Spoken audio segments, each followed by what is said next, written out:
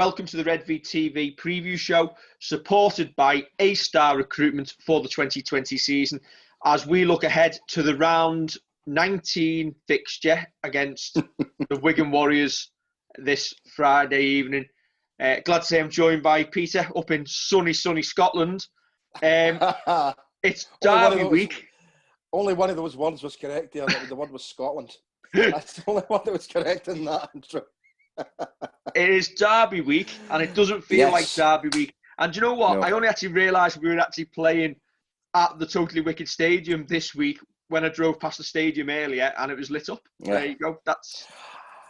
It's a strange one, and for me, it's kind of bittersweet as well, because obviously, I come down for some of the games, and this Saints Wigan match was originally scheduled for Good Friday, and that I had tickets for that match, and when the games were rescheduled and they were talking about possibly October, November, having fans in, they'd sent out the press release saying that if you had tickets for the original games and it had been played, it was valid. So I was starting to get excited about getting to a game, even at a smaller crowd. But obviously things changed again, and sadly none of us will be there. But you're right, it doesn't feel like the build-up to a derby, because normally I was getting excited thinking about going to the match. But it is what it is, and there's worse things happening in the world. And as long as Saints get the right result, I think we'll all be happy. Yeah, obviously they're calling this round 19. It's game 17 for Saints, game 16 for Wigan. We don't know whether the season's even what's happening. Is this the game that decides the hubcap? And if it does, and if Wigan do beat us, they've played one game less. So how does that work? Because they'll go above us on percentages. Do we abandon the percentages again if we decide we're going to a playoff system? I really don't know at this moment in time. It's a strange one, because you're still going to have an unequal amount of games played by everyone that's in the top 4, top 5, top 6, top 7, top 8, whatever the playoffs is going to be. Top 12, so we're letting Toronto back in. Top 12. You might as well. Or just, put every name in a hat and pull it out. And there, yeah, congratulations, you've won Super League this year. It's the next step, I think, to be honest. But no, I think you want to win the much maligned hubcap, because it's one of the 3 trophies you can win, and whereas it's perhaps the least prestigious one, at the end of the day, it does show consistency, and that's one thing that Saints have been since we come back. After the restart, we've only lost, including the cup tie, twice, both times by 2 points, and both times I would say rather unluckily. But we've got to look upon it as we want to finish top. You want to beat Wigan. Let's look upon it as that, pure and simple. You want to beat Wigan every time you play them. And you know what? I think the season aside, this is essentially it, isn't it? I think the old adage that they always say to coaches when they come over, it doesn't matter what we do, just beat Wigan. It's a shame that none of us are going to be there to see it. But we're taking it seriously. And you know what? Wigan are as well. And to be fair, if there's 2 teams that do deserve to play in any sort of final this season, it's probably us 2, on the basis that we haven't messed about. We've took it seriously, week in, week out. And basically, the cream of Super League has rose to the top, it has to be said. Absolutely. I mean, you look, Saints and Wigan have won the most games. They've got the highest percentages at the moment. I think we've got the edge on Wigan, taking everything into consideration. And absolutely, yeah, if the grand final as it stands should be Saints Wigan. But how many times since Super League's inception have a team that have been great all season either not made the grand final or not ended up champions? So there's no guarantees, and especially if we get a kind of elongated playoff system, you only need to have one off day and your whole season's disappeared, and all your work's been for nothing. But it's been an unusual year for everyone, and I think there's still a few twists and turns. But at the moment, yeah, Saints Wigan would be the most appropriate and most just grand final. But we seen last season, we thought it was going to be Saints Wigan, and Salford made a late dash and ended up at Old Trafford. But right now, I'd be very confident of Saints being in the grand final. But who knows how the next few weeks are going to turn out, with maybe injuries, suspension, any other things that can upset a team and derail a whole campaign. But touch wood, nothing's happened at Saints yet. Again, that's the thing about the seasons being derailed. If you do go to a playoff system as of next week, potentially, what happens if one of the playoff teams do get struck down by a huge bout of COVID? Is that just season over, game over for them? Well, that's the thing. One thing that came into my head, this was, a negative thought was Saints, and I hate to say this, and please forgive me, everyone that's listening, if anything happens, but Saints have not been struck decisively with a COVID bug that's forced a number of players out, or us having to, not be able to, fulfil that fixture. And it would be, there would have to be something for me built into the playoffs that a team couldn't be eliminated from the playoffs if they weren't able to fulfil a fixture. What if it was, let's say, a top 8? For me, the best option might be if, for a terrible scenario, Saints couldn't make it in week 1, that our league position effectively changes and we have to maybe play as a 5v6. So we're still playing, maybe have got a harder route to get to the final, but we shouldn't be eliminated. I don't think that would be right, and indeed for any of the teams. Peter, if those are the rules we're going to play by, if Catalan get into these playoffs, we'll be playing until next October. If those are what we're going by. Right, while I try and get the squads up, what did you make of Saints on Monday? Obviously, we didn't get to chat post-match. Yes, apologies about that. Yeah, I thought the young lads that played were absolutely magnificent. I can't really find fault with the performance. Yes, there was a couple of notable errors that were made that had an impact on the final result. However, you have to take into account in terms of young Tom Nisbet, who'll be feeling terrible about that, and he shouldn't, because I've seen far more experienced players, lose the ball going over the line. It can happen to anyone, and apart from that, he had a great game. I was so impressed by the way that they didn't look out of place, the way that they matched up to.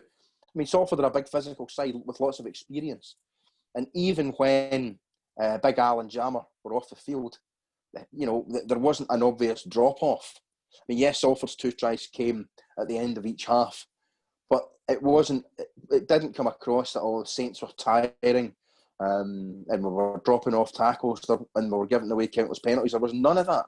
And it showed that these guys can stand up to the rigours and physicality of Super League, perhaps not week in, week out. And I think perhaps looking at the halfback situation, Lewis Dodd had a really good game. I think he would have had a better game with an experienced guy beside him, and that perhaps should maybe cool people down who want to see these guys playing week in, week out, because they still need the experienced guys beside them at this stage in their development.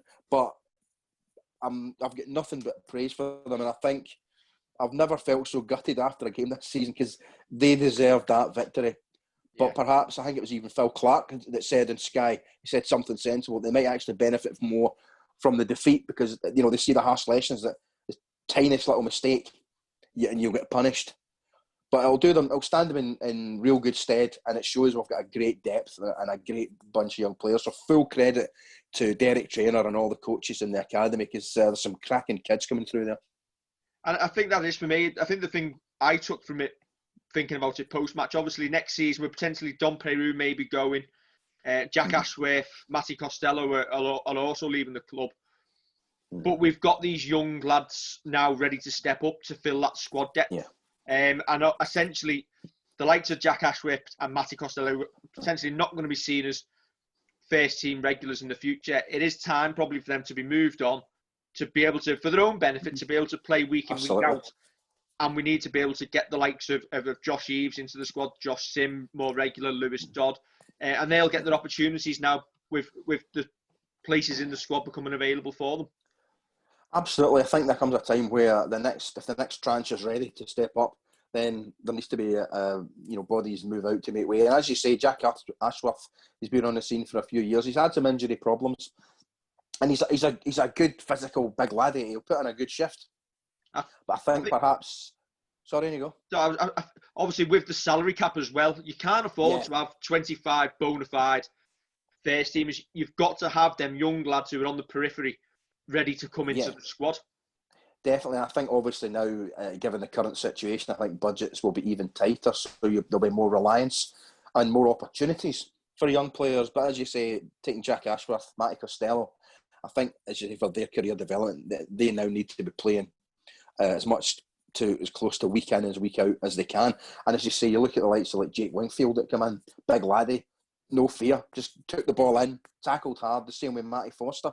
Both those young lads come in, did great. Josh Eaves took his stride brilliantly, an excellent support line, as a hooker should do, and an inside shoulder, fantastic finish, and looked great on the ball, good quick delivery off the floor at the base of the ruck.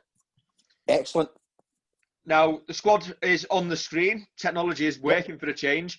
Obviously, Lachlan Coote, Regan Grace, Johnny Lomax, James Roby, Zeb Tyre, Louis McCarthy Scarsbrook, and Matty Lees all return. Absentees, Alex Walmsley, who's now got that one-match ban. Jack Ashworth, Aaron Smith, Matty Costello, Joe Batchelor, Matty Foster, and Tom Nisbet all drop out. Although it's probably harsh on Aaron Smith a little bit, I'm really pleased to see Josh Eaves named in that 21-man squad. I think it's just reward for his performance on Monday, which I thought was a real highlight for us.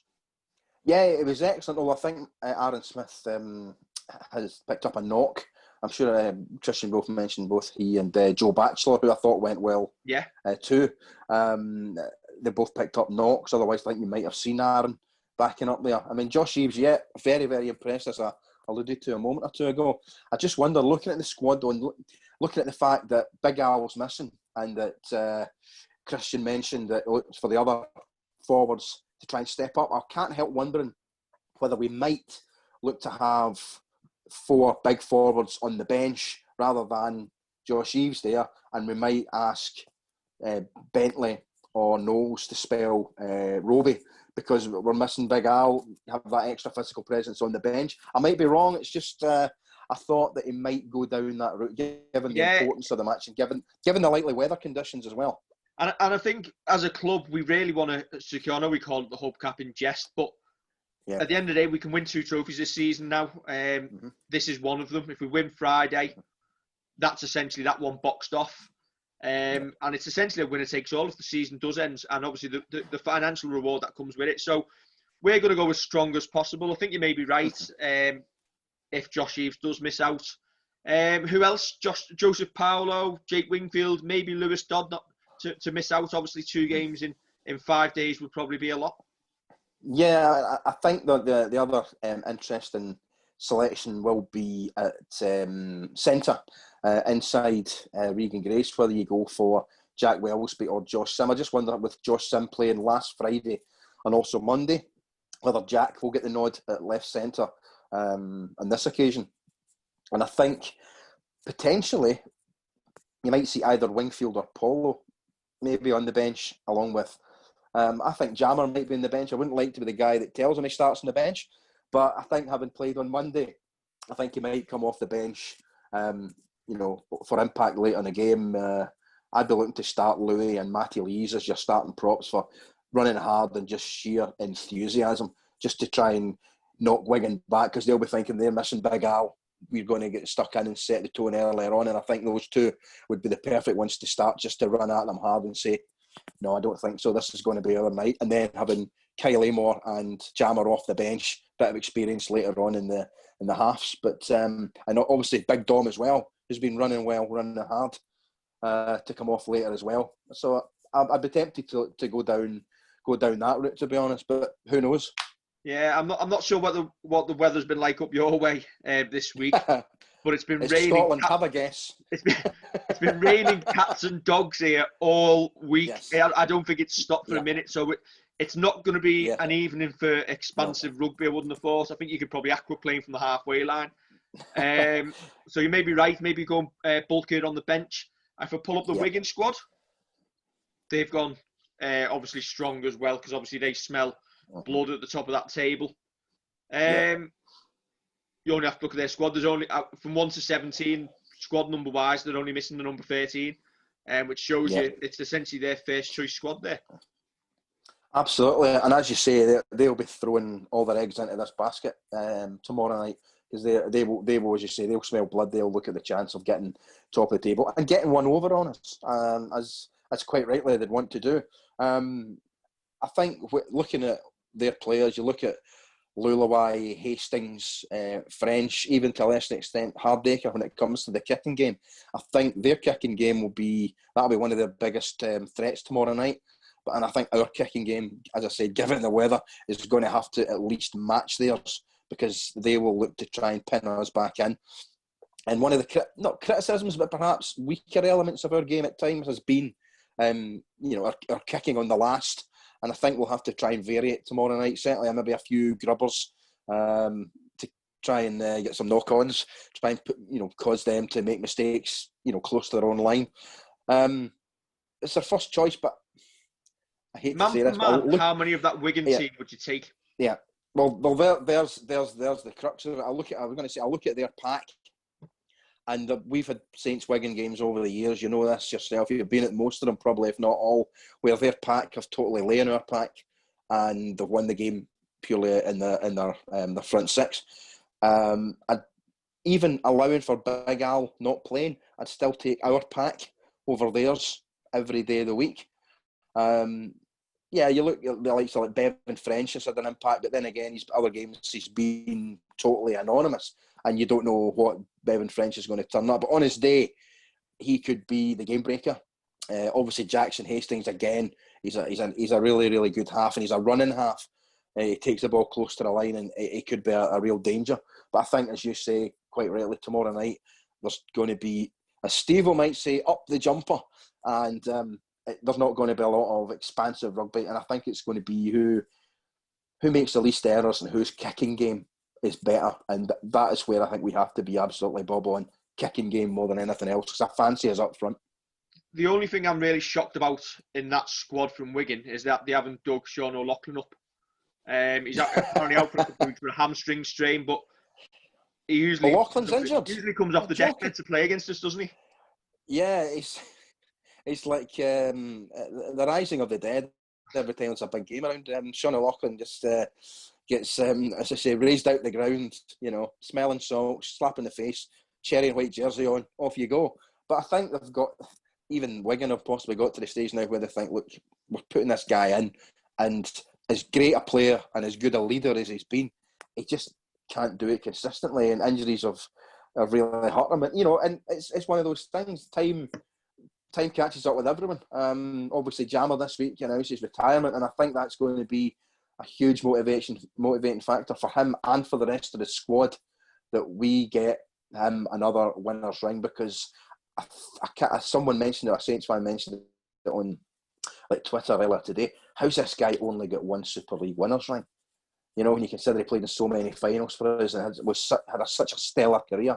Yeah. We've got to win it for Jammer. That's the emotional side. And obviously that was all we're going to finish on this evening. Obviously James Graham has announced he is retiring at the end of the season. I think we pretty much got that impression from him when he was coming back. If it's to be believed, he'll be off back to Australia to take up a media career over there, which I'm sure he'll thrive at, because he's a very, very funny man when you listen to him, and very dry and to the point.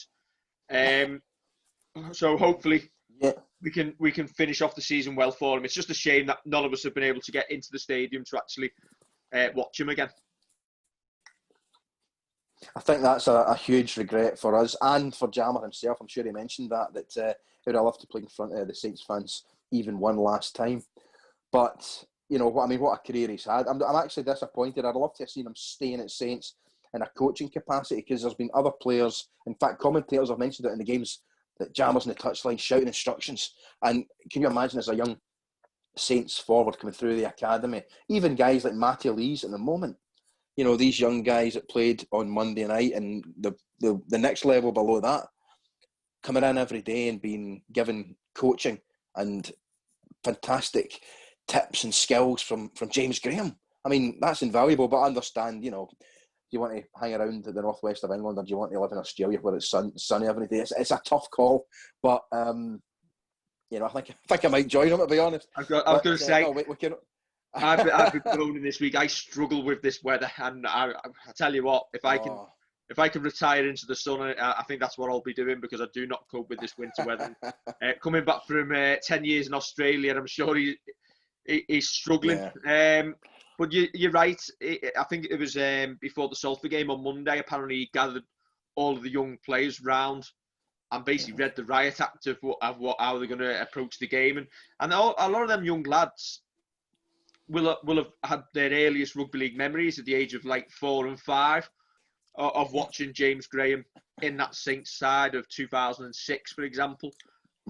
So to actually have the opportunity to play alongside him will have been invaluable for them. Oh, absolutely. And just when you mentioned there, Jammer reading the Riot Act, it took me back to a defeat on Good Friday, but a brilliant game back in 2011. You might remember this. I'm sure it was Liam Farrell scored in the last minute, but I blocked that out. Saints have played really well. Blocked a lot of them games out. Was it a Good Friday game? Yeah. I can tell you more about what I had to drink in the pub on them days. I can imagine. It was usually Fruity before being sick on the train coming home. But I remember we lost right at the end, and we picked up 2 or 3 injuries in the game, and we were on our knees. But they scored just at the end to win it. And Jammer had to get everyone under the post, and he was laying in them as if to to say, look, we can't be letting this. We've let this drop, and we can't do it again. And it was, and it kind of cheered everyone up, thinking the guys are gutted, and Jammer's kind of rousing them. And that's the type of guy he is. I think even in the grand final of that year as well, which, like yourself, I forget the final score. He was doing that, and I remember him consoling Tommy Makinson, who was inconsolable that night. He was in tears. But that's the type of guy Jammer is. He can be the arm round the shoulder. He can also be the guy dishing out the abuse or the advice. But he's a Saints man through and through wherever he lives, and I think it's been great to watch him even in his first stint.